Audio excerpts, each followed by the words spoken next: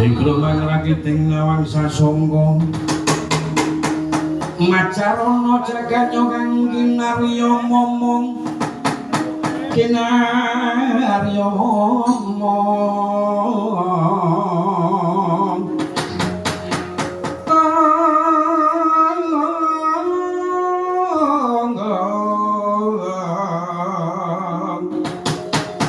momong salira tunggal wakta bumi kang gumingsir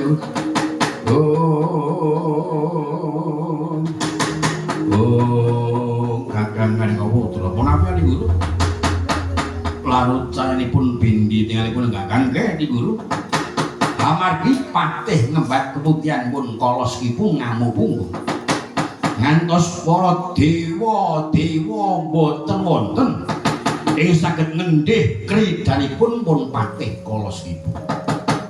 Lajeng Kang Raka Budidaya kados pundi caranipun patih Kala Skipu wangsul wonten ing ngembat keputihan.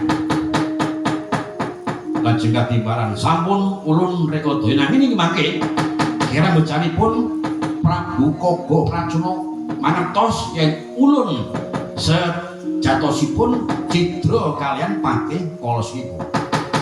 Kira becanipun badhe ngamuk wonten kayangan Suralaya adipati wae didaya aja meneh ratune Di Guru. Nggih Kakang. Lajeng Rakapura nyuwun kawaskitan. Rakapura nyuwun kawicaksananipun Di Guru. Lajeng sinten ing badhe dipintor Sraya. Menika mangke mapakaken Prabu Kaga Pracana lan patih Kala Skipu di Kakang Kalikaputra. Punapa ya Di Guru? Kakang Kalikaputra ulun dawuhi medhak wonten ing Macapada. Nggih. Manggihipun permadi nggih pun Arjuna. Wonten ing Madyaning Wana ing nembe kemawon. Nedheng-nedhengipun prihatos wonten Madyaning Wana inggih menika wana Tuk Pariblis. Nggih, Di supados dipun boyong wonten kayangan Suralaya tanding yasa mejahi kraman Suralaya menika mangke Prabu Kaga Pracana lan sedaya para wadya balanipun. Oh ngaten. Nggih Kakang nggih. Ulun badhe siyaga tata-tata medhak wonten Macapada manggihipun Permati dipun Arjuna supados menika mangke dados jagoning dewa dados saraning dewa mejahi kraman Suralaya. Nggih Kakang. Nyuwun-nyuwun kula pitados kayangan kula medhun Macapada golek Arjuna Permati nggih ngatos-atos nyuwun papaning Guru ngatos-atos kakangipun putra.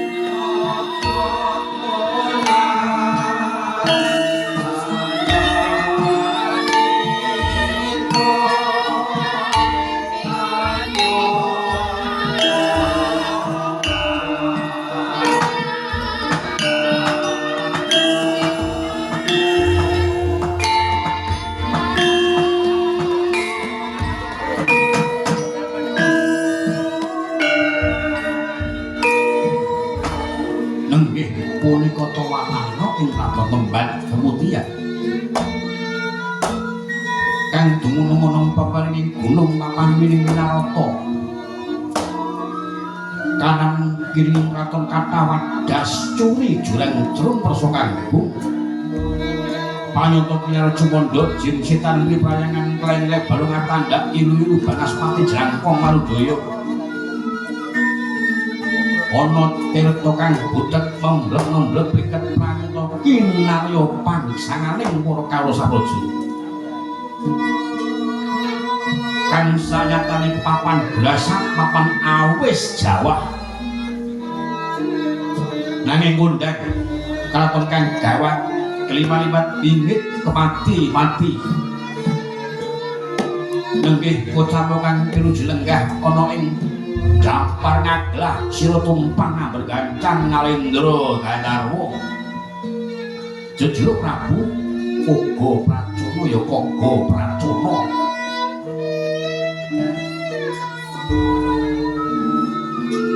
netra mencorong kaya surya kembar wimbo hanguler geni krana pindha cangki ing pawa rawis tumpang sanga gondeng simbar jujut tutup mengo kaya lenging guwa hangis siung sak cumaning warak dalan rikma gimbal madu-madu danawul-awul amung pangidhangan kanan lawang kiring pandhenamu wangi Gandarwa wulu ketingal anrem buyung pindha dukun sewu tantu kang tuwuh ana peparinging gunung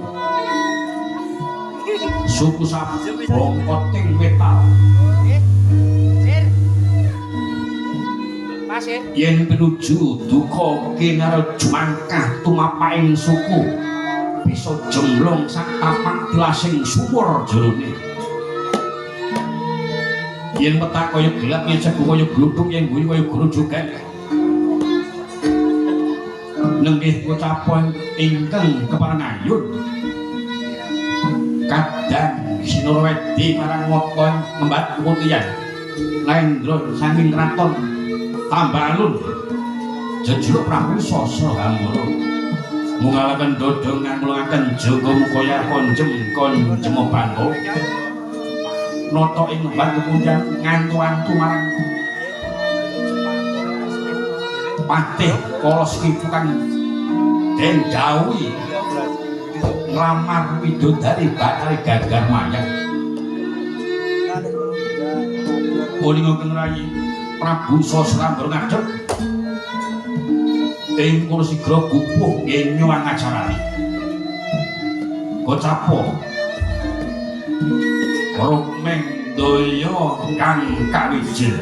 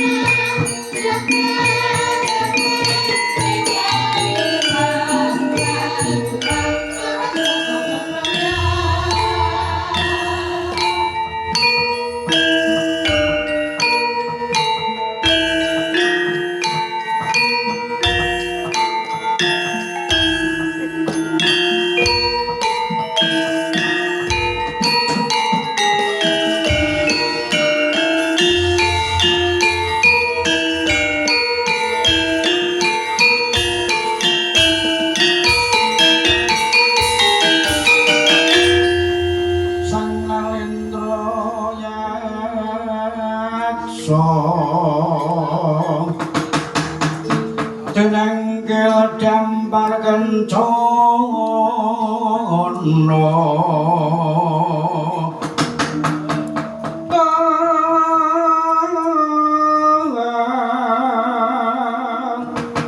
tinanggil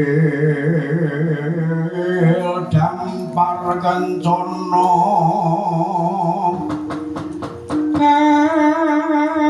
asri rengganing busana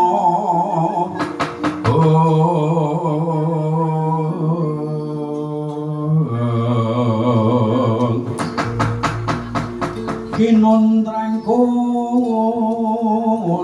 lir Mas Retno yayayuwang Bathara Lutra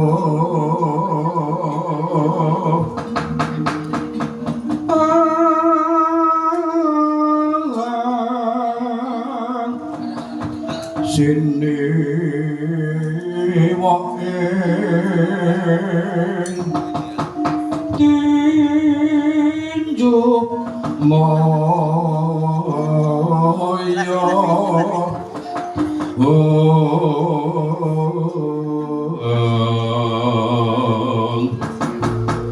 alon wedaring sabda Sri Naranata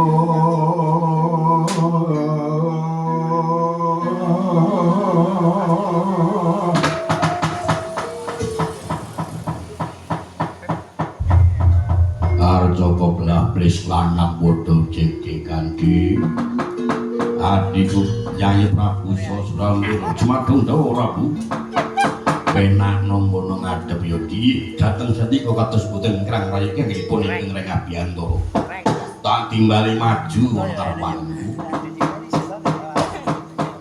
badhe paring dawuh napa Prabu nggonku ngrangut rasane ngenteni patihku sing jenenge Patih Sekipu ya kala Sekipu tak dawuh supaya nglamar widodari Betari Gagar Maya badhe kagem menapa bakal tak wengku Prameswari ana ing kraton Lembah Keputihan mergo aku nampa dawing dewa aku lakon dadi ratu saking bumi lan bisa nurake teng ratu yen to aku bisa nggawe widodari Betari Gagar Maya lan iki bakal kanggo sarana kanggo jalaran nggonku bakal ngelar nggone bakal dadi narendra ngelar jajan ora ming ratu Prajapada yang perlu dewa bakal katurake mergo pancen aku mesthekake yen to Betari Gagar Maya dilungake marang dewa kanggo pawadan nggonku bakal njungkeng kaebawane ratu-ratuning titah ya kuwi urun Pramesti Bathara ratu-ratuning ratu ya nanging ya kuwi aku kudu lakon diladeni karo Betari Gagar Maya kaya ngenteni kambange watu tungsil ing Palagabudi nglangut rasane nggone ngenteni Patih Kala Sekipu iki oleh gawe apa ora iki Sang Hyang Tata Kalana kalet takun maring ringkut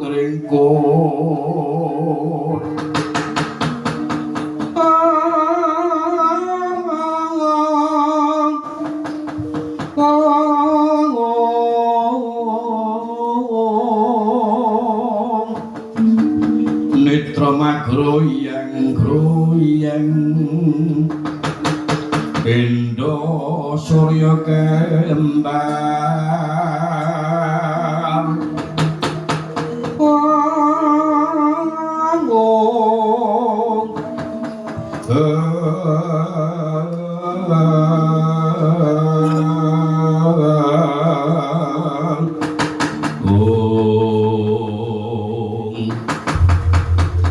ngantos purna ngikuti bawacana Prabu Prabu Kogo Prajana Maranggeng Rai Prabu Sosrambara Kocapra ingkang minggah tinggil binatu rata katon mbat mutran rakoya patih kala Sekipu kadhiraken patogok lan plambirung nyapasiban patih kala Sekipu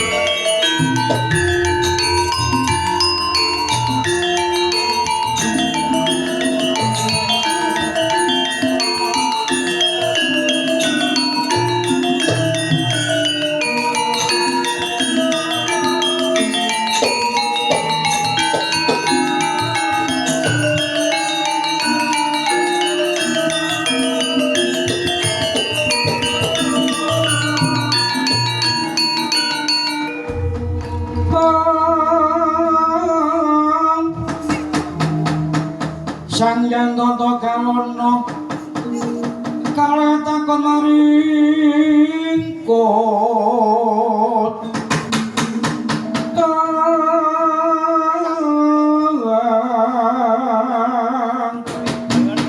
netra magroyang groyang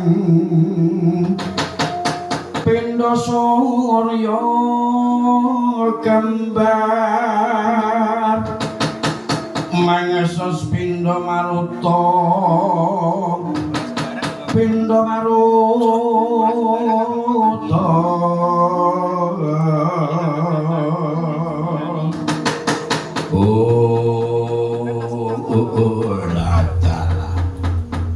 lega rasane atiku digilo patihku bali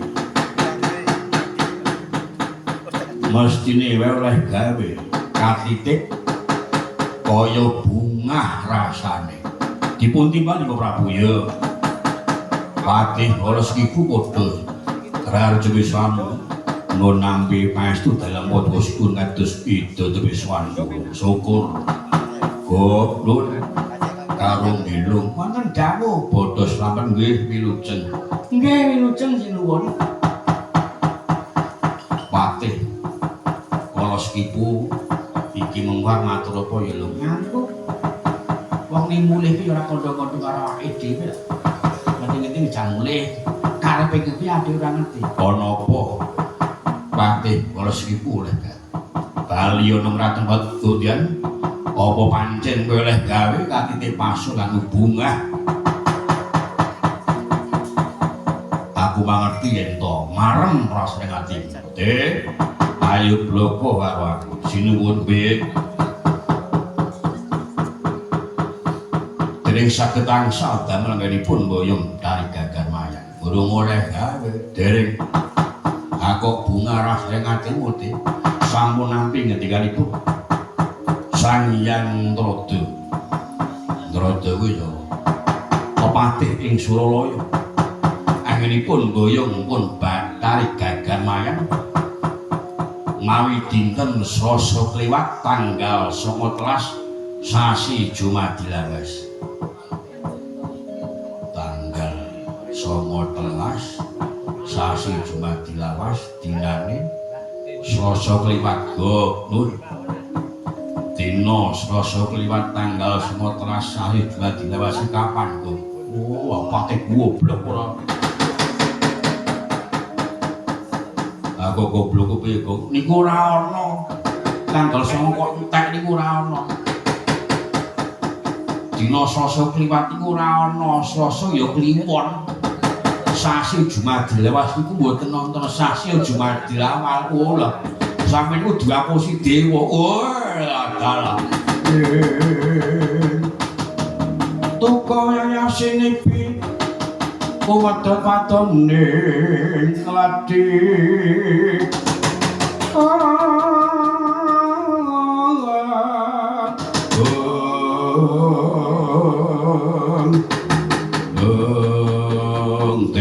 Wonondo sinebut kowe diapusi dewa dalah kowe ora matur mau to kok lajeng matur pripun lha wong sampeyan kira ngendika apa-apa kalian kula kok atur Pak Plencing ngoten mawon tanpa ngendika apa-apa kon matur pripun sampeyan niku ora sampeyan niku ngendika to mriko niku wau kula matur niku ora ana dina kok sosok liwat iku ora ana goblok sampeyan niku ora dadi pakira pengalaman dewa ku ya ngapusi kok ngapusi mawon dene malah dewa niku ora ngapusi nomor ngapusi dewa niku yo gelem ngapusi dewa niku yo gelem cidra ngoten waduh ngapusi ya kados pundi sumenawa klampah kula bedah kayangan Suraya saiki ngene aku bakal budal saka kantong batu putih kowe mlapat lakuku munggah orang kayangan Suraya ora diulungake bakal gagal mantak bakal kayangan Suraya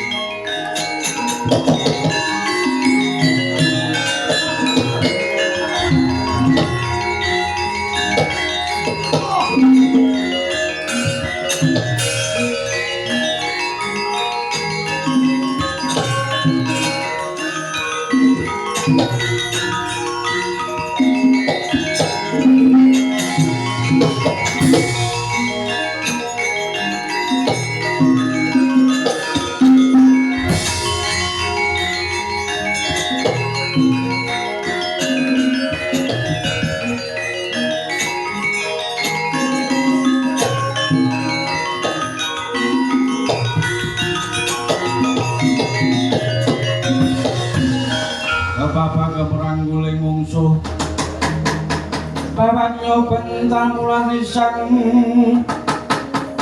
mulat risang surangga angkara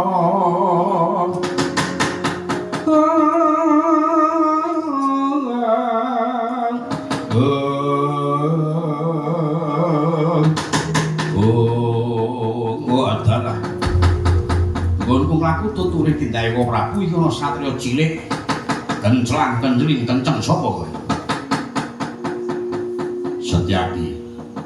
Setyaki ya dasar nyoto kowe sapa iki ana tanpa ratu jejuluk Prabu Sasulagola negara ngendi Tambalut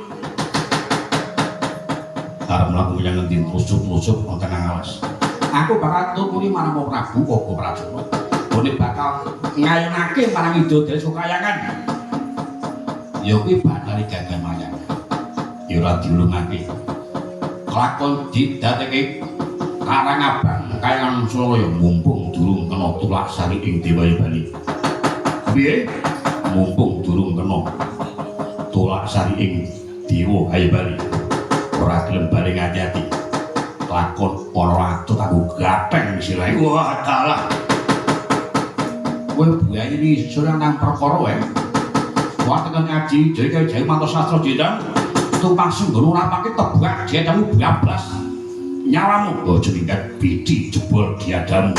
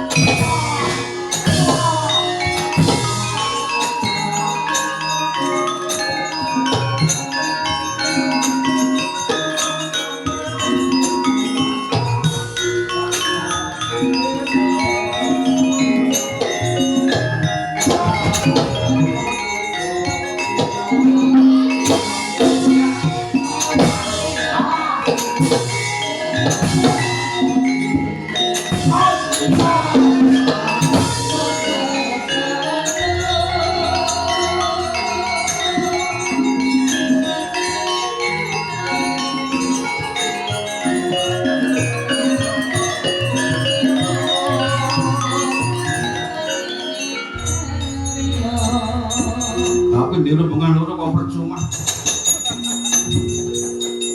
Dunenge percuma lu mau ya apik. Njur gawe iki apa to lu? Ngelo. Genake core cikicir ngono. Modar iki lho ora. Ibu teh omah ngisru-ngisru iki. Cikicir apa ora cikicir. Wah, jan.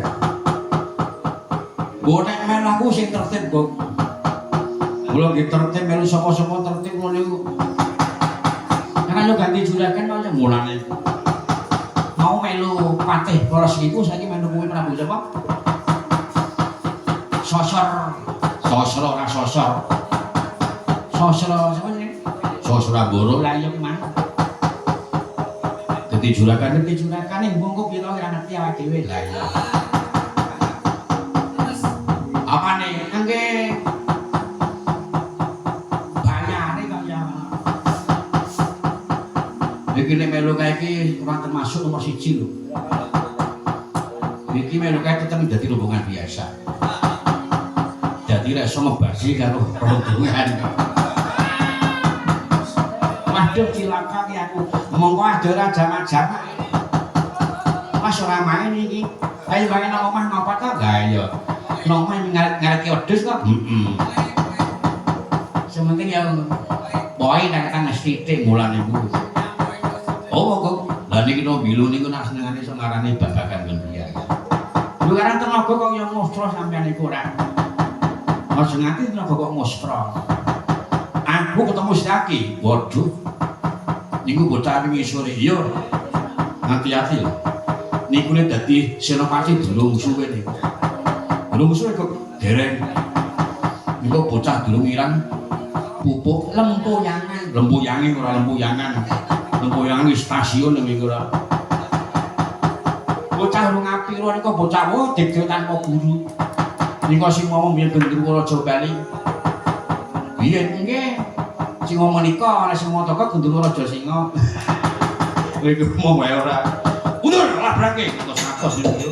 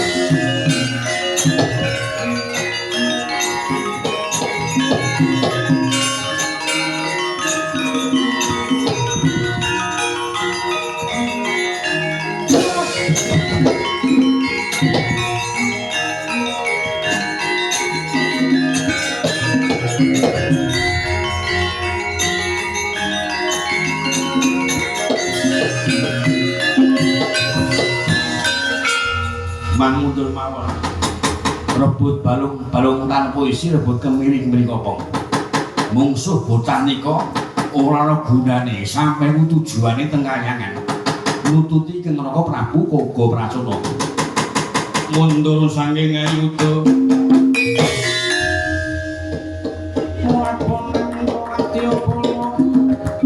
Prawatya Bana Bandi piring munyo mangungkung ikono munyo mangungkung ing kono